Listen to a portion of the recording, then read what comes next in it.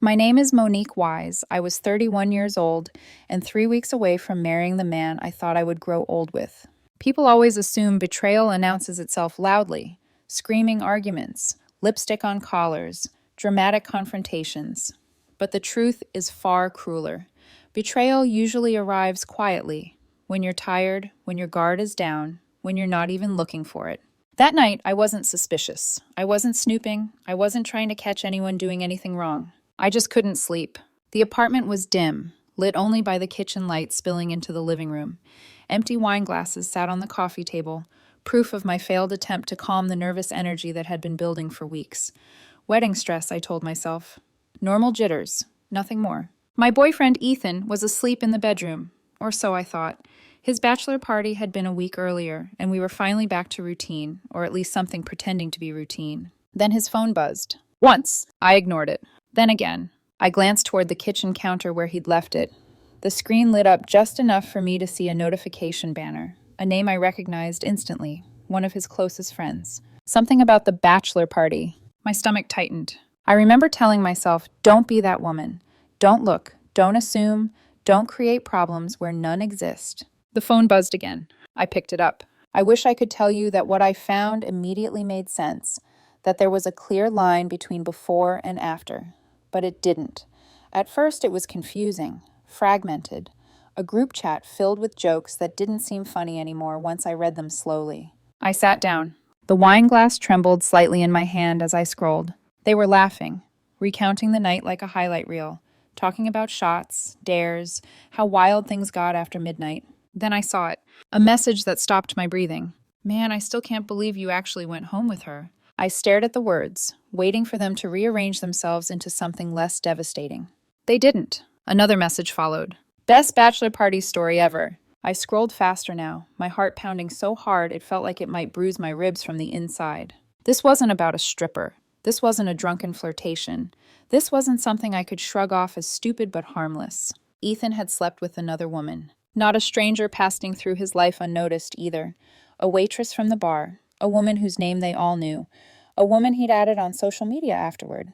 I searched for their private messages, my hands cold and numb. They were short, polite, almost clinical. Nice meeting you. Yeah, same. Take care. If I'd only seen that, maybe I could have convinced myself it was nothing. But the group chat told the truth. They knew. They joked. They encouraged it. One of them even wrote, "It's your last night of freedom. No regrets." I felt something inside me shut down. I didn't cry. That surprised me. I always thought I would cry if something like this happened. Instead, I felt angry. Not the explosive kind, but the heavy, suffocating kind. The kind that presses down on your chest and makes it hard to breathe. We were supposed to get married in 3 weeks. We had a venue booked. Deposits paid, invitations sent. A future mapped out in shared calendars and late-night conversations about kids and mortgages and retirement plans. I had imagined us old together. Now all I could think was how easily he'd erased me for one night. The clock on the wall read 5:52 a.m. Ethan would wake up soon. I poured another glass of wine, even though I didn't want it. It tasted bitter, but I swallowed it anyway, my thoughts racing in circles I couldn't escape. When he finally walked into the kitchen, rubbing sleep from his eyes, I felt like I was watching a stranger. "Hey," he said softly, leaning down to kiss my forehead.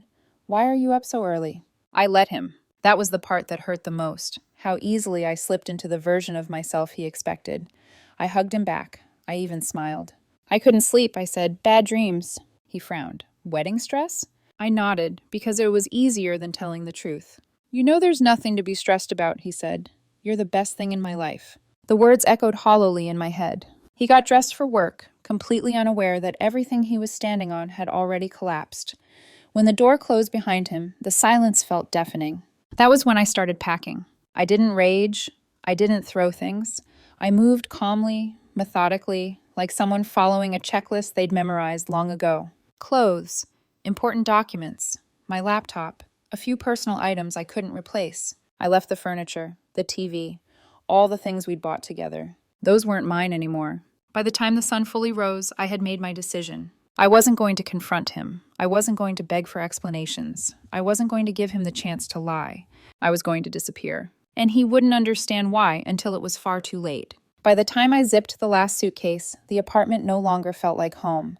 It felt like a stage set after the actors had left. Familiar shapes, borrowed warmth, nothing real. I checked the clock.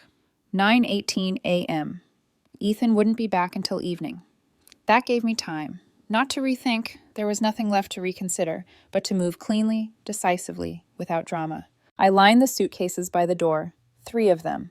My life, reduced to what I could carry without asking permission. Before I left, I did one last thing I never imagined myself doing. I documented everything. Screenshots, the group chat, the messages that joked about one last night, the casual cruelty of men who knew exactly what they were helping destroy. I didn't do it for revenge. I did it because I needed proof, for myself, if nothing else, that I hadn't imagined any of it. That this wasn't stress or insecurity whispering lies. When I closed Ethan's phone and placed it back on the counter, my hands were steady. I didn't leave a note. I thought about it for half a second. Something sharp, something final, but I stopped myself. Words could be twisted. Silence couldn't. Down in the street, a taxi idled at the curb. The driver helped me load my bags without questions. I gave him an address to a hotel nearly 100 kilometers away, somewhere anonymous, somewhere quiet. As the city slipped past the window, my phone buzzed in my lap. Ethan, I didn't answer. Again. I turned the phone face down and watched buildings blur into highways, then into open stretches of road that felt like breathing space. For the first time since dawn, my chest loosened. At the hotel, the room smelled like fresh linen and disinfectant. Clean, impersonal, perfect. I locked the door behind me and sat on the edge of the bed, suddenly exhausted in a way sleep couldn't fix. My hands finally started to shake then, the adrenaline draining out of my system. I let it happen. I let myself feel the weight of what I'd just done. My phone lit up again. This time it wasn't Ethan. It was his sister, then his mother, then a mutual friend. By early afternoon, the phone felt like it was vibrating nonstop, the screen filling with missed calls and unread messages. Confusion bled into panic, panic into desperation. I answered one call. My mom. Monique? Her voice was tight with worry. What's going on? Ethan's family called. They said you disappeared. I closed my eyes. I'm okay, I said. I'm safe. Where are you? Not home. There was a pause, the kind where a mother knows not to push too hard. Are you coming back? No. I told my parents the clean version, that I'd found out Ethan hadn't been loyal, that the wedding was off. I didn't give details. I didn't need to. Their silence on the other end of the line told me everything. My dad finally spoke. Do you need us to come get you? No, I said. I just need time. We're here, my mom said softly. Whatever you need. After I hung up, I turned the phone off completely. The quiet that followed was startling, almost peaceful. I slept for a few hours, the kind of heavy sleep that leaves you disoriented when you wake up. When I checked the time, it was late afternoon. The sun slanted low across the hotel room, dust motes drifting lazily in the light. I went down to the pool, sank into a lounge chair, and let the warmth soak into my skin. Families laughed nearby. A couple argued quietly over sunscreen. Life went on, unaware that mine had just split into before and after. When I turned my phone back on that evening, the flood resumed immediately. Voicemails, texts, missed calls stacked on top of each other like evidence. One message caught my eye. From Ethan's sister. I know you're upset, but you're overreacting.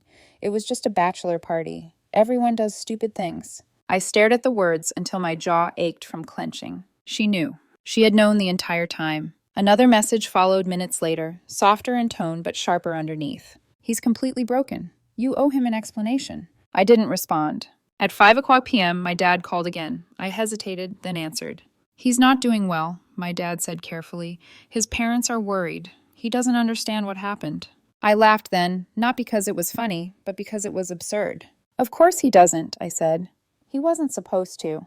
Do you want me to talk to him? My dad asked. No, I said immediately. Please don't. Monique, I need to handle this my way. He sighed. Okay. But don't disappear forever. I won't, I promised. Just not yet.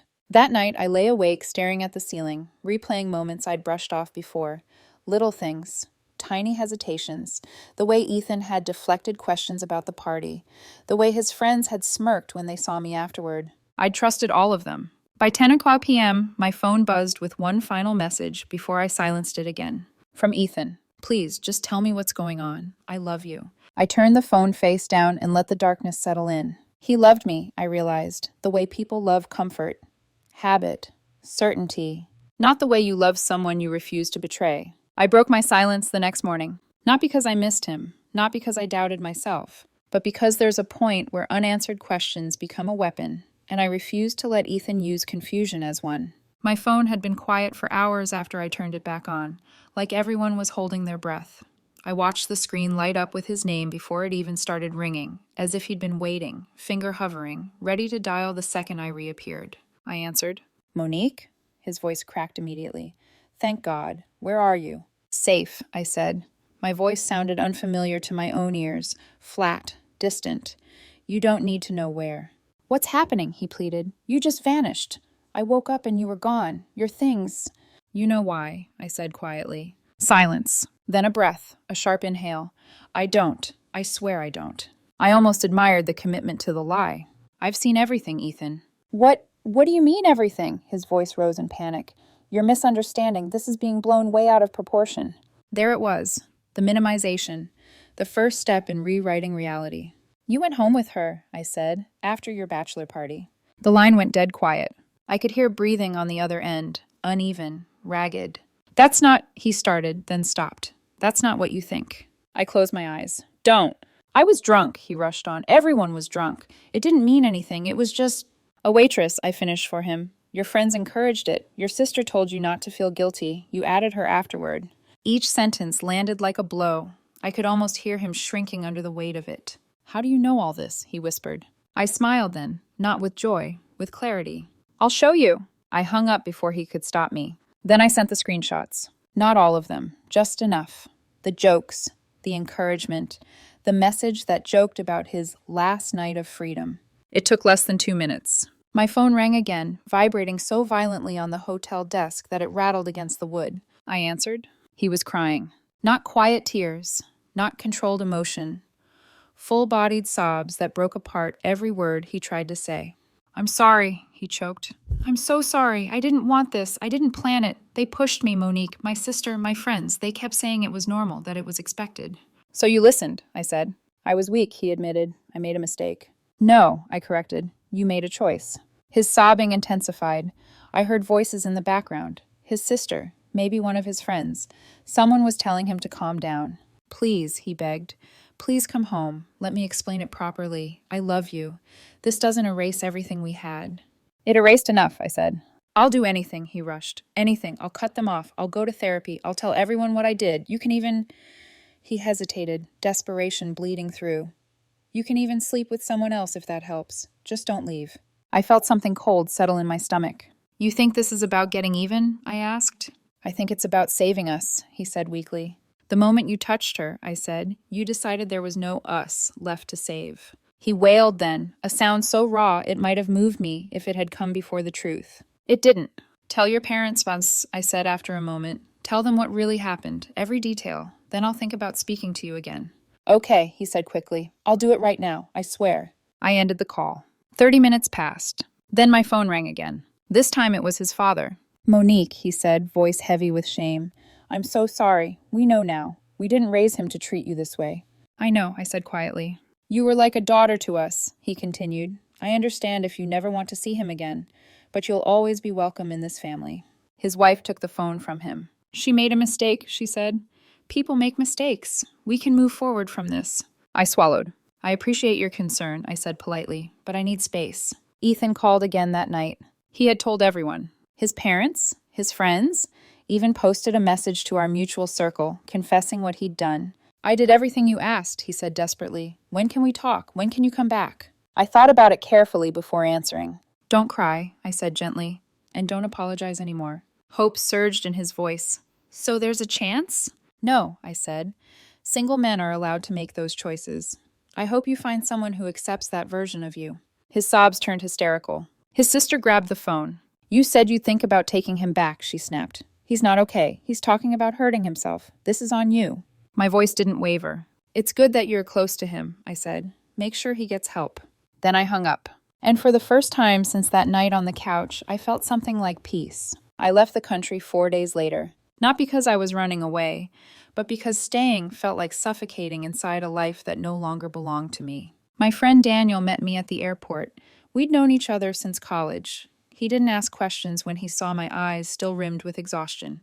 He didn't try to fix anything. He just hugged me, handed me my boarding pass, and said, "You don't have to be strong right now." That alone almost broke me. The place we went was warm and bright, the kind of city people visit to feel alive again. Cobblestone streets, late dinners, ocean air that tasted like salt and freedom. Daniel paid for the flight without telling me until it was already done, brushing off my protests with a shrug.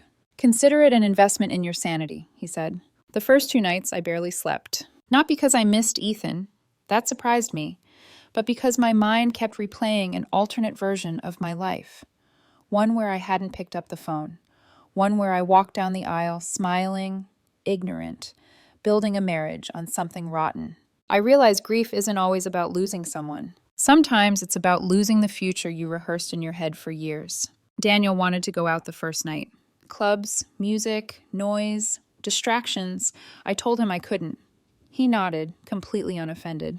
"Tomorrow, maybe," he said. "Or not, both are fine." So I stayed in the hotel room, curtains open, watching the city lights flicker like distant stars.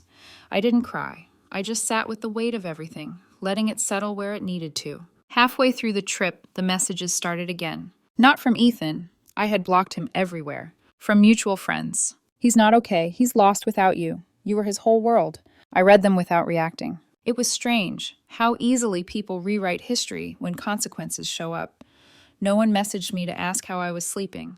No one asked how it felt to discover that the man I trusted most had laughed about betraying me with his friends. They only noticed the pain once it belonged to him. One evening, Daniel and I ate dinner near the water. Candles flickered between us, the sound of waves filling the silences naturally. "You know," he said carefully, "you're allowed to miss what you thought you had. That doesn't mean you were wrong to leave." I nodded. "I don't miss him," I said slowly. "I miss the version of my life where I didn't have to question my worth." That night, something shifted. I woke up the next morning and felt lighter. Not happy, exactly, but clearer.